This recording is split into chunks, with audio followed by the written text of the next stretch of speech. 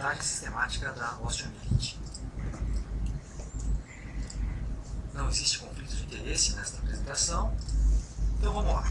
Abordagem sistemática da osteomielite. Então, quando a gente fala, antes de falar de osteomielite, vamos falar de infecção do sistema músculo-esquelético. A infecção do sistema músculo-esquelético ela pode comprometer o osso, claro, mas a gente tem que lembrar também que as partes moles e as articulações também podem ser comprometidas. Então, a gente tem celulite, biomiosite, uma fasciite, ou eventualmente bioartrite, e é claro, a osteomielite, que é o foco então desta videoaula. Então, nós não vamos comentar sobre essas infecções de partes moles nem articulares e focar basicamente na infecção óssea, a osteomielite. Então, falando de osteomielite, em primeiro lugar, quais são as vias de disseminação da osteomielite? Basicamente, nós temos três vias. Temos osteomielites que acontecem por via hematogênica, outras que acontecem via uma contaminação direta, como por exemplo nas fraturas expostas, ou eventualmente nos pacientes acamados que desenvolvem escaras. E também a gente pode ter o desenvolvimento de uma osteomielite através de uma contaminação indireta, ou seja, uma infecção, por exemplo, do trato geniturinário, que por continuidade acaba infectando o osso adjacente, por exemplo, ossos da bacia. Muito bom. Com relação ao agente etiológico, qual é o agente etiológico da osteomielite?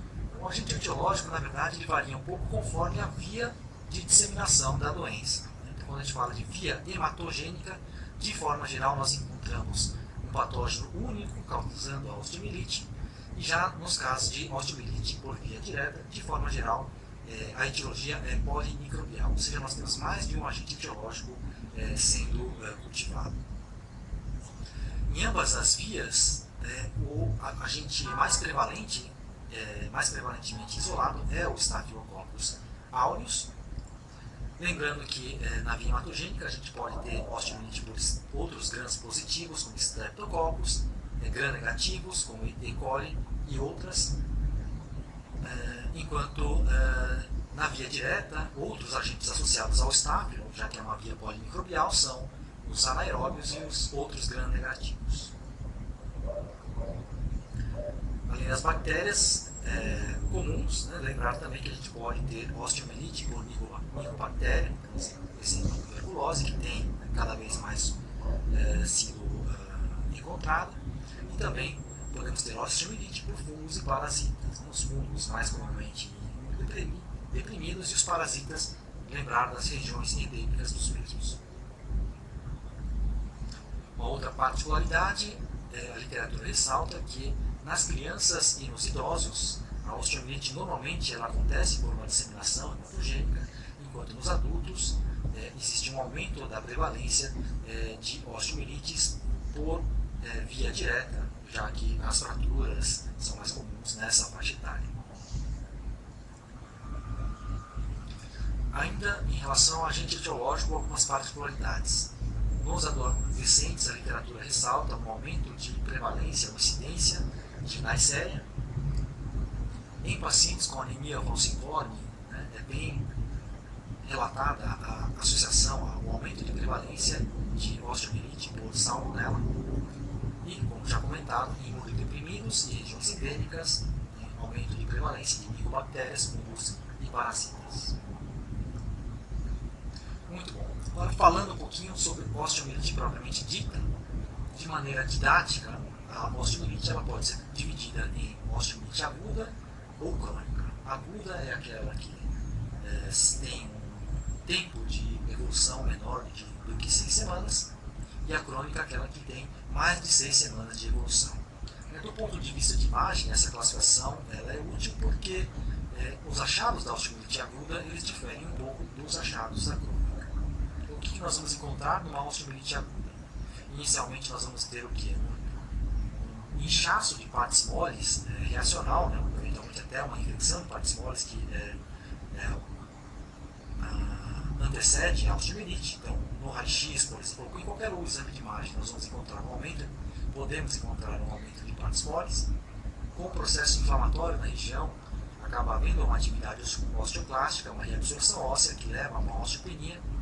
E, é claro, com a bactéria, outro agente etiológico acometendo o osso, nós passamos a ter uma reação periosteal e o estágio final, claro, caso o organismo ou antibióticos não consigam conter a infecção, o estágio final é a destruição óssea, tanto cortical quanto medular. Na osteomielite crônica, o que acontece é que o processo acaba sendo,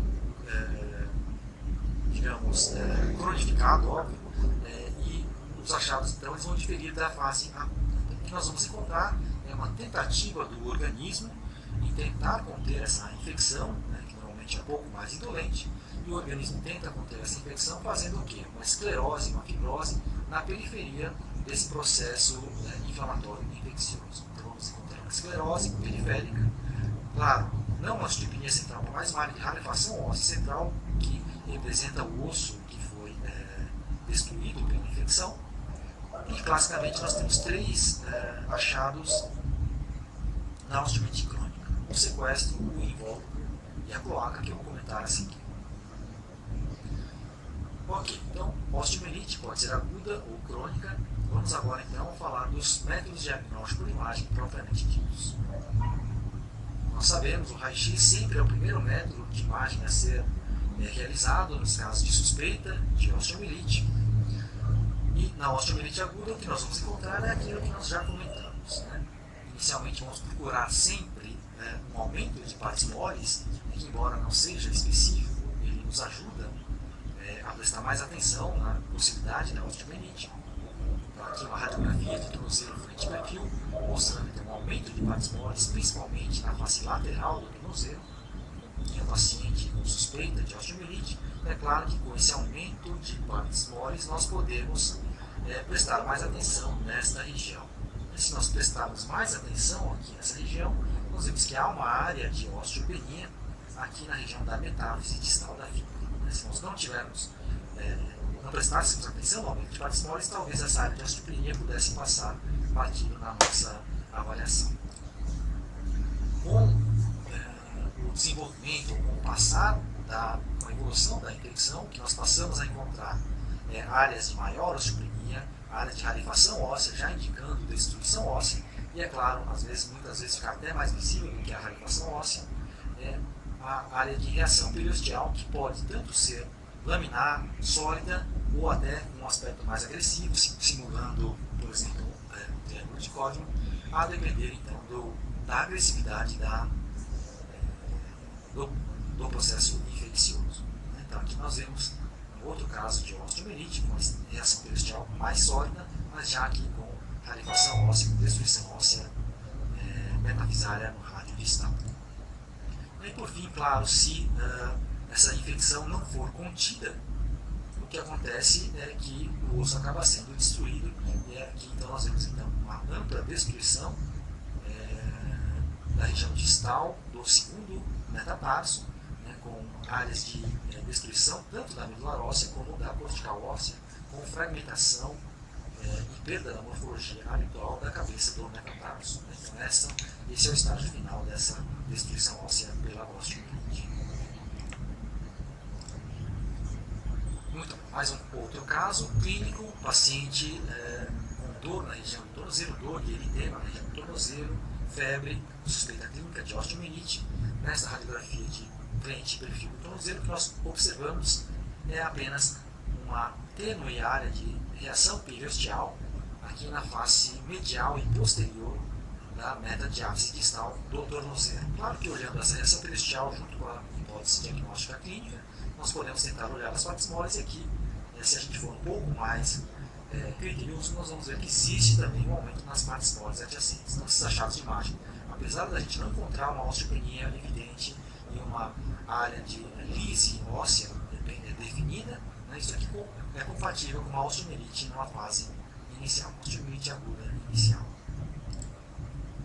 Então, apenas se lembrando, na radiografia simples, os achados que nós devemos procurar são o aumento de partes moles, osteopenia, a reação periosteal e a destruição cortical. Segundo a literatura, esses achados, claro, podem demorar algumas semanas para aparecer, e a sensibilidade e a especificidade do raio-x não são tão animadoras. Sensibilidade de 43% a 55% e uma especificidade de no máximo 83%. Além disso, segundo Sanders e colaboradores, de forma geral, o raio-x é normal nas primeiras 2 semanas de evolução da osteomielite. Então, lembre sempre lembrar, radiografia nas primeiras 2 semanas pode ser normal. Isso não afasta a osteomielite. Ok, vamos falar de raio-x na osteomielite crônica. Como na osteomielite crônica os achados são um pouco diferentes, então vamos mostrar o que é que nós vamos encontrar.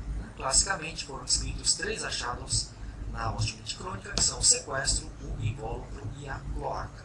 Então, o que é sequestro, invólucro e cloaca?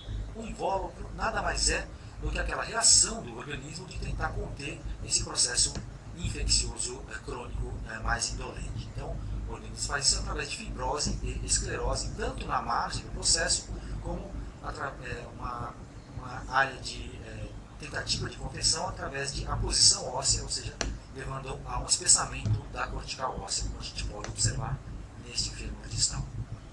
Já o sequestro nada mais é do que uma área de osso morto, necrótico e muitas vezes esclerótico no interior, então, dessa área de infecção óssea, e a cloaca nada mais é do que um orifício, um perduto, por onde o processo infeccioso tenta sair desse invólucro e se estender para as estruturas adjacentes. Então, como definição, apenas o sequestro é uma ilha de osso necrótico separada do osso vivo por tecido de granulação. Segundo a literatura, o sequestro é o achado mais específico de osteomielite crônica. Entretanto, esse achado não é patognomônico. Algumas outras patologias podem simular um aspecto de imagem que se assemelhe muito a um sequestro. Um exemplo clássico é o próprio osteoma osteoide, onde o núcleus desse osteoma pode ser confundido com uma área de sequestro. Invólucro, por definição, é a margem de osso esclerótico em volta do sequestro, e a cloaca, definição, rompimento do invólucro ou da cortical, através do qual o sequestro ou pus pode se exteriorizar. Muito bom. Tomografia computadorizada. Na verdade, a tomografia computadorizada não é muito solicitada e não é muito feita na avaliação da osteomielite. Porque, de forma geral, a gente não há necessidade de ter tanto detalhamento ósseo, e a tomografia computadorizada tem uma desvantagem em relação à ressonância, por exemplo, porque ela não consegue avaliar bem se existe infecção aguda recidivada. Então, vamos mostrar alguns exemplos. Então, um paciente do sexo masculino de 8 anos apresentava uma hipótese diagnóstica de tumor ósseo. O que nós vemos aqui é uma área lítica, de contornos lobulados, margem esclerótica, na medular óssea da metáfise distal da tíbia. Então, aqui, no contexto clínico adequado, seria isso aqui é uma imagem compatível com uma osteomielite crônica. É claro que, eventualmente, a gente poderia fazer alguns outros diferenciais. Mas o que eu queria ressaltar aqui é, tudo bem, mesmo no contexto clínico adequado, isto é uma osteomielite crônica. Entretanto, existe reagudização do processo. Então, com a tomografia computadorizada, muitas vezes essa pergunta é difícil de ser respondida. Por isso que nós, habitualmente, não fazemos tomografia computadorizada na avaliação desses pacientes. Outro exemplo de tomografia computadorizada, nós tivemos um paciente do sexo masculino de 39 anos, uma história de tumor ósseo no calcâneo operado há 10 anos SIC, e o que nós encontramos são áreas de osteolise, de destruição óssea na medular óssea do calcâneo, e no interior dessas áreas encontramos áreas de osso boiando, entre aspas, no interior desta cavidade, caracterizando o sequestro ósseo. Então, aqui dentro do contexto clínico adequado, isso é compatível com uma osteomielite crônica. Grande problema, um outro problema na tomografia é que, às vezes, o achado negativo, a ausência de alteração óssea na tomografia não exclui uma osteomielite. Aqui um exemplo, um paciente do sexo masculino de 75 anos, com diabetes mellitus de longa data, apresentava ulceração na pele e já uma gangrena de partes moles, gás nos tecidos moles. A suspeita clínica era osteomielite. Então, nós fazemos a tomografia, temos todas as imagens, mas avaliando as imagens nós vemos que não há áreas de reação periosteal ou de destruição óssea, então não temos alterações ósseas na tomografia. Entretanto, como comentei, a ausência de alterações tomográficas ósseas não exclui a possibilidade de uma osteomielite. Eventualmente, nós podemos ter uma infecção inicial sem grandes alterações ósseas na tomografia. Ultrassom. Ultrassom também, para a avaliação dos ossos, o ultrassom ele fica a dever, nós sabemos disso. Então, o papel da ultrassonografia na avaliação da osteomielite ele é bastante limitado.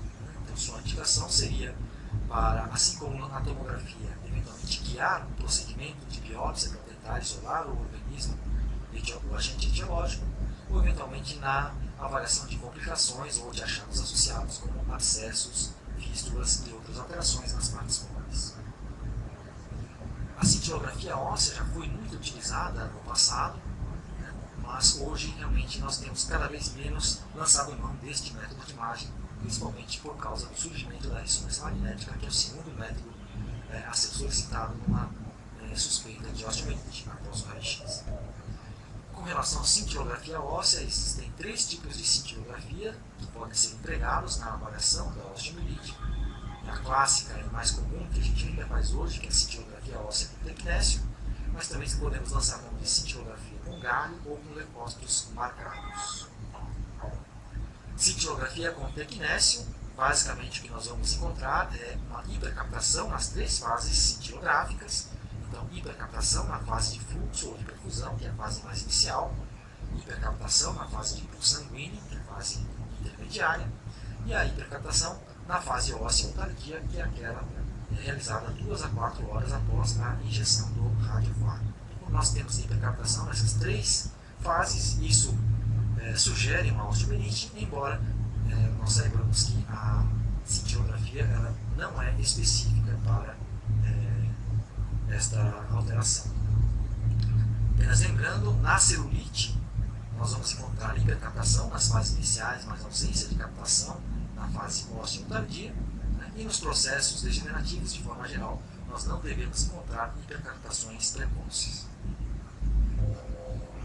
Cintilografia com galho ela é mais específica para processos inflamatórios, então, de forma geral, a cintilografia positiva com galho indica um processo inflamatório. Ela não é muito realizada hoje em dia porque é um método trabalhoso, a logística desta cintilografia é complicada e, de forma geral, a aquisição das imagens deve ser realizada 18 a 72 horas após a injeção do radiofármaco, o que nós claramente limita ali a agilidade do método. De forma geral, a cintilografia com galho é feita em conjunto com a cintilografia com tecnésio, porque o que se espera na osteomielite é uma captação desigual do galho em comparação com o tecnésio. Então, isso aumenta a especificidade do método. Por fim, a última cintilografia, o último tipo de cintilografia que pode ser feito é a cintilografia com leucócitos marcados, ou com índio ou com tecnésio. Então, esta seria uma cintilografia também mais específica para os casos de infecção. Geralmente ela é feita em conjunto com a cintilografia com coloide, porque o coloide não se acumula na infecção. Então, uma cintilografia com leucócitos positiva, com a cintilografia com coloide não hipercaptante, seria então sugestivo de infecção. Grande problema desta cintilografia é que os leucócitos têm que ser marcados de forma manual, o que realmente é muito trabalhoso, é por isso que hoje em dia praticamente não se faz mais este método. Então, agora sim, passando para a ressonância magnética, que é o método mais sensível e mais específico para a avaliação por imagem da osteomielite. Na ressonância magnética, nós vamos procurar achados diretos, ou seja, achados ósseos, e achados associados ou indiretos, que são aqueles que acontecem predominantemente nas partes moles adjacentes. Com relação a achados diretos, o que nós vamos encontrar na osteomielite é um baixo sinal em T1 em relação ao músculo, alto sinal ósseo em T2, e se nós injetarmos o contraste endovenoso, a hipercaptação ou realce do osso também é algo que aumenta a nossa confiança no diagnóstico da osteomielite. Ainda falando do baixo sinal em T1, na verdade, vários artigos têm tentado subclassificar o tipo de baixo sinal em T1 que nós encontramos. Então, se nós encontrarmos um baixo sinal em T1 que é mais leve, mais reticular, nebuloso ou mal definido, ou eventualmente subcortical, este edema tem sido descrito como mais prevalente ou mais sugestivo de um edema ósseo reacional e não exatamente uma osteomielite. Enquanto se nós encontrarmos um baixo sinal em T1 de aspecto geográfico, medular e ou confluente, a literatura sugere que este achado é mais específico e mais confiável para o diagnóstico de osteomielite. Então vamos mostrar através de imagem para deixar isso mais claro. Então aqui um exemplo de artigo de um paciente diabético submetido a uma amputação e que na imagem em T2 nós vemos que existe um hipersinal dentro da medular óssea aqui, junto do nível de amputação. Então a dúvida é, este é um edema ósseo reacional ou isto já representa uma osteomielite? Então se nós olharmos aqui para o T1, nós vamos ver que no T1 basicamente temos um hipossinal frustro de aspecto mais reticular, o que sugere então a possibilidade de um edema ósseo reacional e não uma osteomielite. Na prática, claro que esse achado ele ajuda, entretanto, na minha opinião, acho que o que a gente deve fazer para deixar nosso método mais confiável é avaliar as estruturas adjacentes. Então vamos olhar as estruturas adjacentes, partes moles. Se nós observarmos, não existe um processo inflamatório evidente nas partes moles adjacentes, não existe reação periosteal, existe um edema na musculatura aqui na face plantar, mas é um edema por denervação, ou seja, não existe inflamação ou infecção nas estruturas adjacentes. Portanto, este edema com hipossinal reticular, muito provavelmente, representa apenas um edema ósseo reacional à amputação e não uma osteomielite propriamente dita. Agora, já nos casos de suspeita de osteomielite, onde nós encontramos este tipo de baixo sinal, ou seja, mais exuberante, confluente, medular, dentro do contexto clínico adequado, isso realmente já representa uma osteomielite.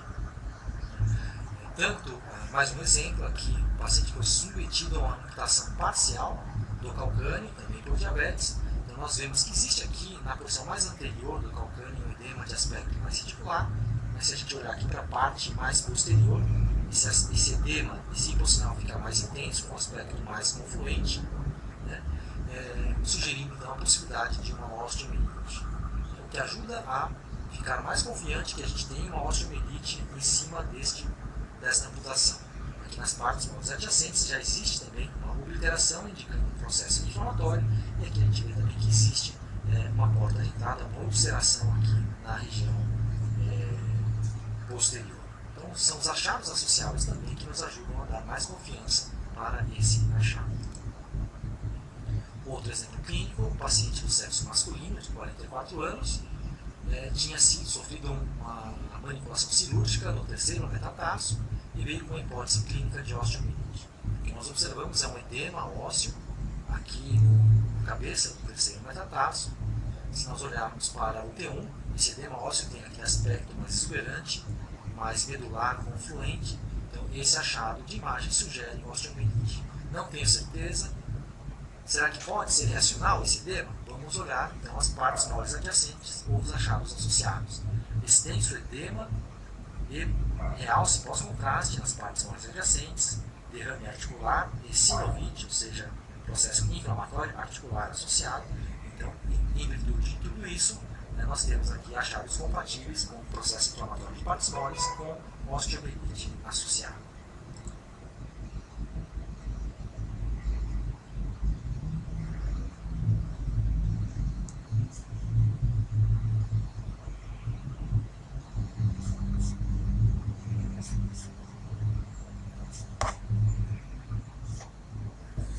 Outro exemplo, um paciente de 23 anos sofreu um ferimento corto-contuso e corpo estranho com corpo estranho no ombro, tinha uma suspeita clínica de osteomielite.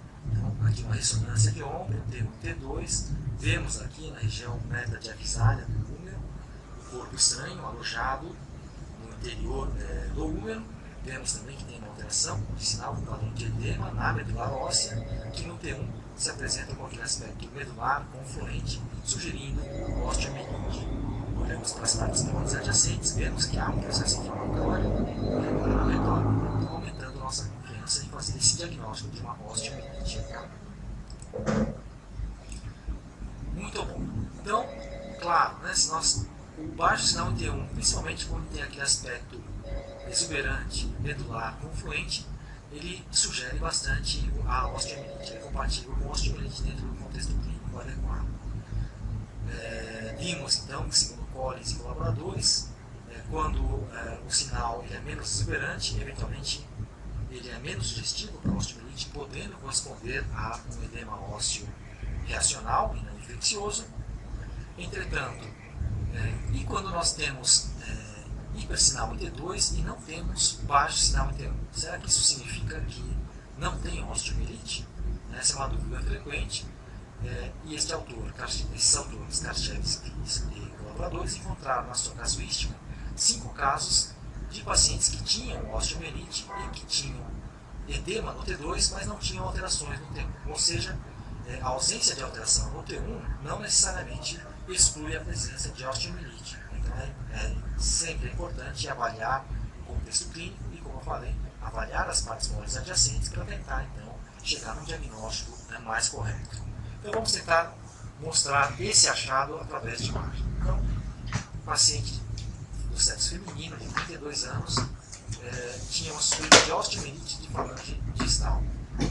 Tinha uma sequela de mão encravada que infectou, fez um abscesso que estava saindo pus no momento da realização da ressonância magnética e tinha essa suspeita clínica de osteomielite. Então aqui vemos sagital T1, sagital T2, temos um leve edema ósseo na medular da falange distal. Se nós olharmos no T1, não temos baixo sinal em T1. Então, será que isso é apenas um edema ósseo reacional, a infecção de partes moles, ou isso aqui já é uma osteomielite? Né? Então, neste caso, pode ficar essa dúvida. No caso, imagens um pouco mais detalhadas mostram então, que existia aqui o abscesso nas partes moles adjacentes. Se nós acompanharmos, esse abscesso parecia que tinha uma comunicação que vinha até a pontinha aqui da falange distal, né, e o edema ósseo adjacente. Então, conversando com o colega solicitante, né, explicando que esse é um caso que é difícil, né, o achado era discreto na falange distal, mas que poderia corresponder a edema ósseo reacional, mas também não dava para afastar uma osteomielite. Esta paciente foi submetida à intervenção cirúrgica e foi constatado que esta alteração já correspondia a uma osteomielite inicial. Então, tomar cuidado, não é porque não tem baixo sinal T1 que eventualmente você não possa ter osteomielite. Claro, a chance de isso ser só reacional é maior do que se a gente encontrar uma alteração exuberante no T1, mas, de novo, né, contexto clínico e achados associados são extremamente importantes para a gente tentar diferenciar um do outro. Nos casos duvidosos, eu acho que sempre tentar colocar essa dúvida para o colega solicitante para que ele possa tomar uma decisão mais adequada. Aqui, uma tomografia computadorizada, até um exemplo interessante para te mostrar a limitação da tomografia. Temos, né, uma área de destruição óssea aqui na medular do fêmur,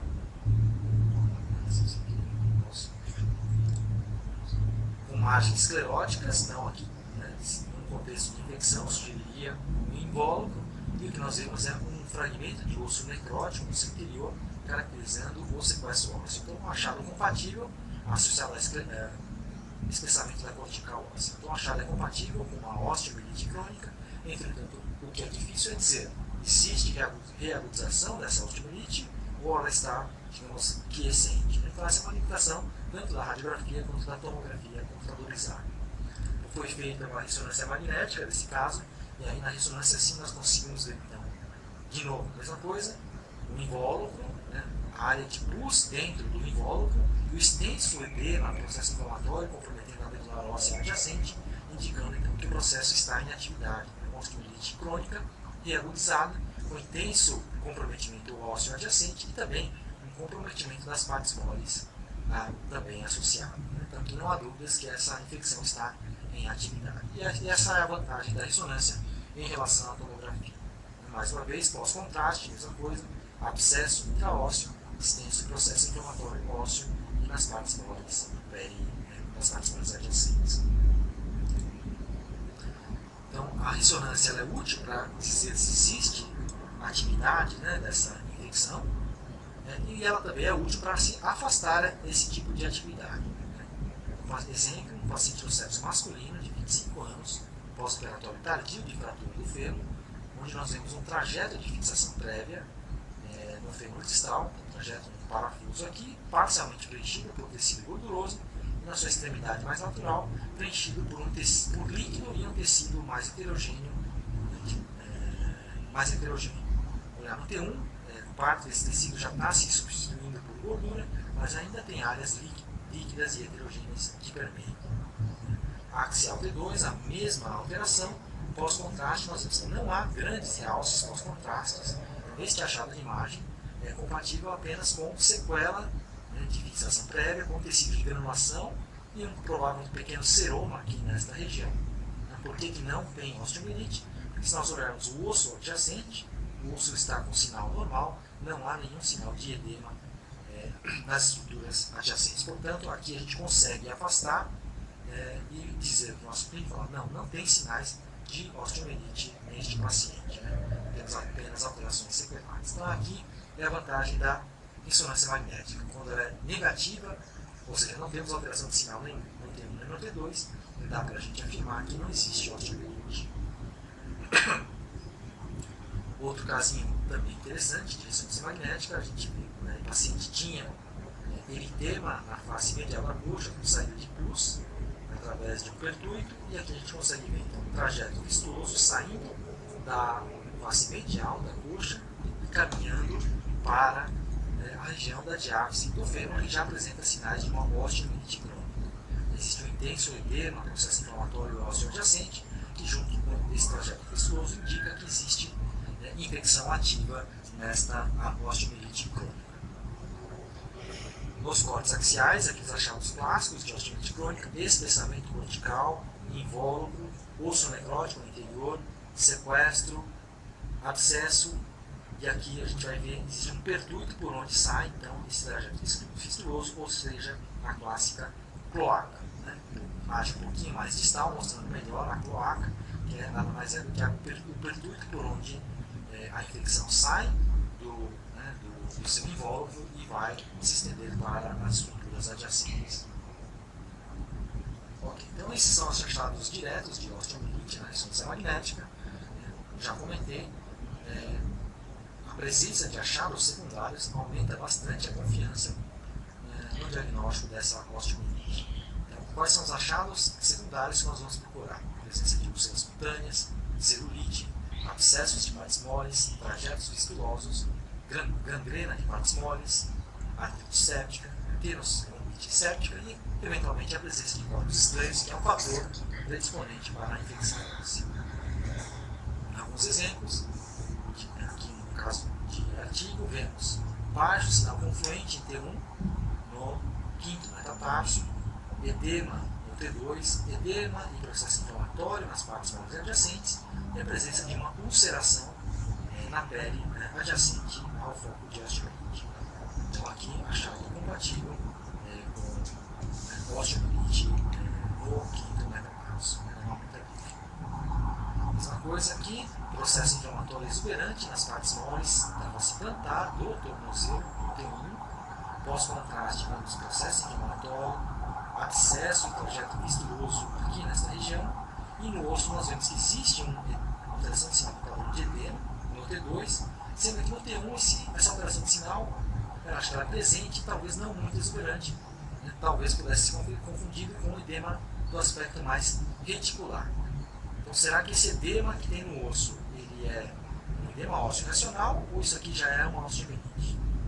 Então, em virtude dessas grandes alterações de partes moles, eu acho que a gente não pode descartar a presença de uma osteomielite, como foi confirmado então neste caso de artigo. Esta alteração óssea no calcâneo foi confirmada como uma osteomielite. Então toma cuidado com aquele achado de baixo sinal em T1. Então não é só aquele baixo sinal confluente que faz o diagnóstico de uma osteomielite. Os achados associados ou secundários também são importantes na formação da nossa hipótese diagnóstica. Aqui, em outro caso, abscesso de partes moles, celulite e aqui um edema ósseo na região dos ossos do médio pé. Então, esta alteração do sinal ósseo, que já apresenta baixo na T1, correspondia também a uma osteomielite junto com abscesso de partes moles. Artrite séptica na interfalangiana do hálux, com derrame articular. Obviamente, este edema ósseo presente na falange, em virtude da artrite séptica, deve corresponder a uma osteomielite. O que nos deixa mais confiante é que no T1 esse edema tem um aspecto medular e confluente. Outro casinho, vemos uma úlcera no hálux, celulite intensa e uma tenossinovite junto do flexor longo do hálux. Claro que se nós encontrarmos uma alteração óssea dentro deste contexto, o aspecto será bastante sugestivo de uma osteomielite. Outro casinho, paciente com sexo masculino de 6 anos, então vemos no calcâneo uma área de edema, no T2, no T1 aspecto medular, confluente, ok, poderia não ficar muito contente e confiante de falar que isso é uma osteomielite.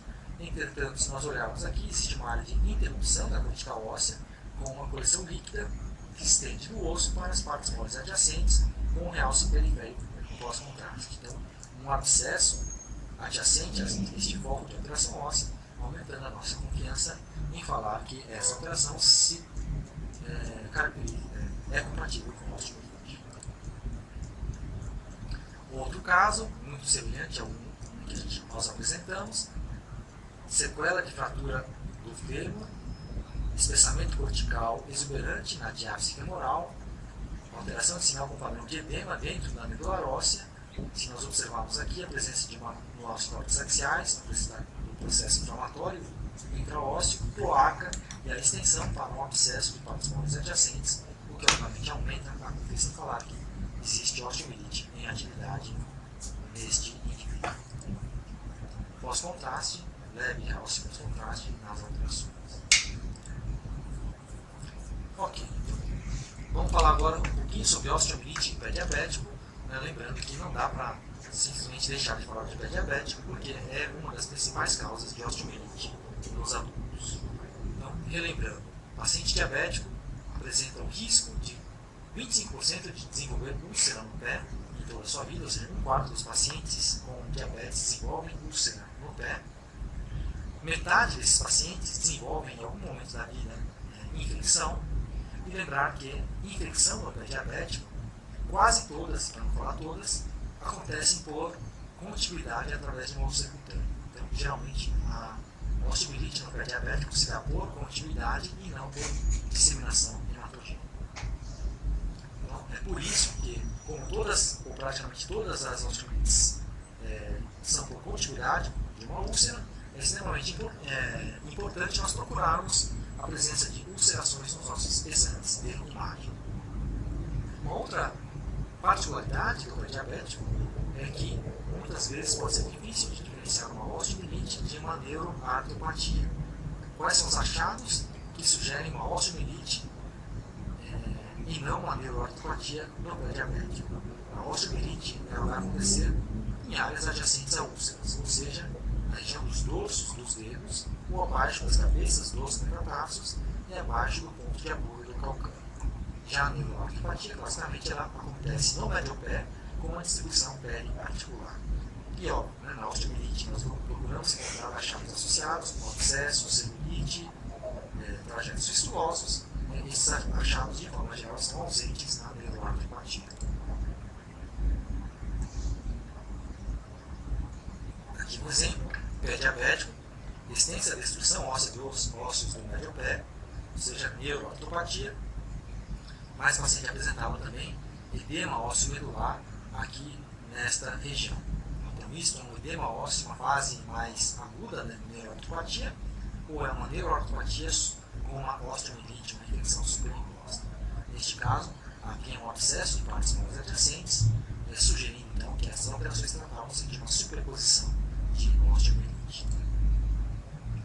Então, vejam, isso mostra a dificuldade que é fazer esse diagnóstico de osteomielite nos pacientes diabéticos. Tomografia computadorizada de outra paciente do sexo feminino de 79 anos, aspecto clássico de uma neuroartropatia no médio pé, destruição e subluxação óssea, exuberante. A dúvida clínica era osteomielite, porque o paciente tinha uma ferida aberta, a face plantar do antepé infectado. Então aqui a gente vê a limitação da tomografia computadorizada, muitas vezes ela não consegue nos dizer se existe osteomielite em atividade superposta. Ressonância magnética, mais fácil de fazer esse diagnóstico, então, neuroartropatia, destruição intensa dos ossos do médio pé, e aqui temos a presença de um hipossinal medular confluente na região do cuboide, que também já está tudo destruída, mas existe também um processo inflamatório nas partes moles adjacentes, ou seja, com uma ulceração adjacente. Um achado aqui sugerindo superposição de osteomielite na neuroartropatia. Existem dois achados de imagem também que nos ajudam a fazer o diagnóstico de uma osteomielite superposta na neuroartropatia. O primeiro achado é o achado de um osso que desaparece no T1, mas que reaparece no T2 ou no pós-contraste. O que é esse sinal?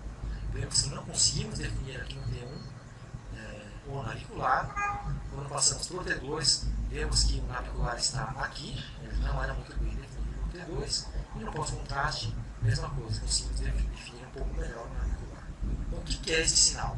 Basicamente, ele representa um edema, que faz com que o osso desapareça no T1, e obviamente, como o edema no T2, o osso acaba aparecendo, porque não existe uma destruição óssea verdadeira.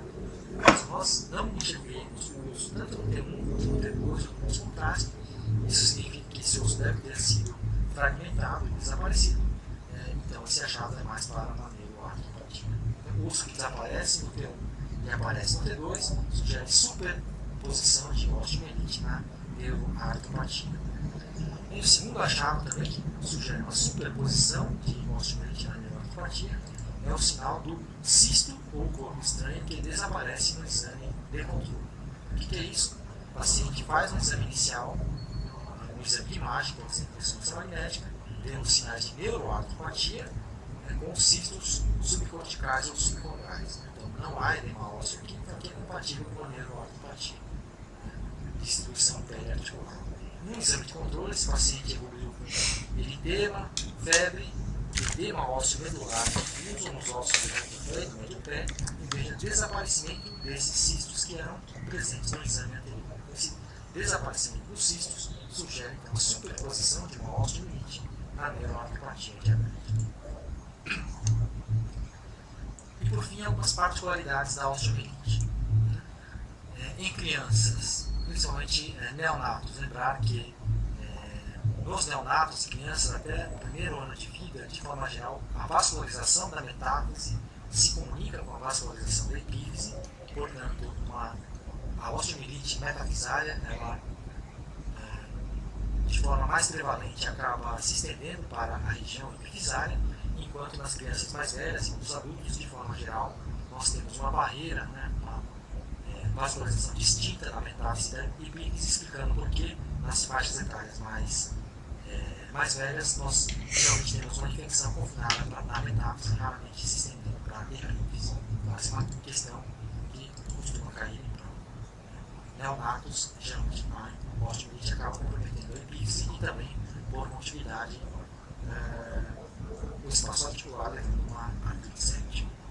Então, aqui uma osteomielite, um paciente do sexo masculino de 14 anos, mostrando essa questão de que geralmente a infecção é contida pela placa de crescimento para a região metafisária, ou eventualmente com extensão diafisária, mas a extensão para a epífise é pouco prevalente.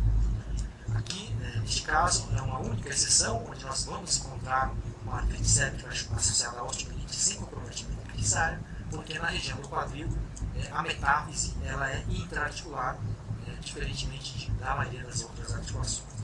Apenas no quadril nós podemos encontrar uma artrite associada sem que haja comprometimento epifisário. Outra particularidade é da osteomielite em pacientes com anemia falciforme. Pacientes com anemia falciforme existe uma prevalência aumentada de infartos ósseos e também uma prevalência aumentada de osteomielite. Entretanto, segundo Delgado e colaboradores, a aparência por imagem do infarto ósseo agudo é muito semelhante ao da osteomielite, inclusive podendo cursar com edema ósseo nodular e também coleções tanto intraósseas quanto nas partes moles adjacentes. Então, aqui um exemplo interessante, né? O paciente que tinha anemia falciforme, dor na região do fêmur distal, tem essas alterações ósseas que inicialmente poderiam lembrar a possibilidade de uma osteomielite. No axial desta região, vemos que tem edema medular ósseo, tem uma coleção adjacente ao osso, tem um processo inflamatório também nas partes moles adjacentes. Então, aqui, intuitivamente, isso aqui sugeriria a possibilidade de uma osteomielite. Entretanto, confirmado, esse era um caso apenas de um infarto ósseo agudo, não havia processo inflamatório infeccioso na região, então mostrando que nessa situação de anemia falciforme, a diferenciação de infarto ósseo com osteomielite é bastante difícil. Segundo o Delgado e colaboradores, essa distinção não é possível apenas com base nos achados de imagem. Ok, quais são as mensagens para levar para casa? Na avaliação da osteomielite, lembrar, o método de imagem inicial é sempre a radiografia simples, onde vamos explorar aumento de partes moles, osteopenia, reação periosteal e também, no estágio final, destruição cortical. Lembrar que geralmente o raio-x é normal nas 2 primeiras semanas de evolução da osteomielite, então o raio-x normal não afasta essa possibilidade. Segundo método de imagem a ser realizado é a ressonância magnética, onde nós vamos procurar achados diretos, que são baixo sinal em T1, principalmente com exuberante e confluente, alto sinal em T2 e o realce pós-contraste. O que ajuda também no diagnóstico da osteomielite é procurar os achados secundários, como a úlcera cutânea, celulite, abscesso de partes moles, trajetos viscosos, gangrena, artrite séptica, tenosinobite e nódulos estranhos. Então, basicamente, o que eu gostaria de falar sobre osteomielite era isso. Agradeço a atenção de todos. Muito obrigado.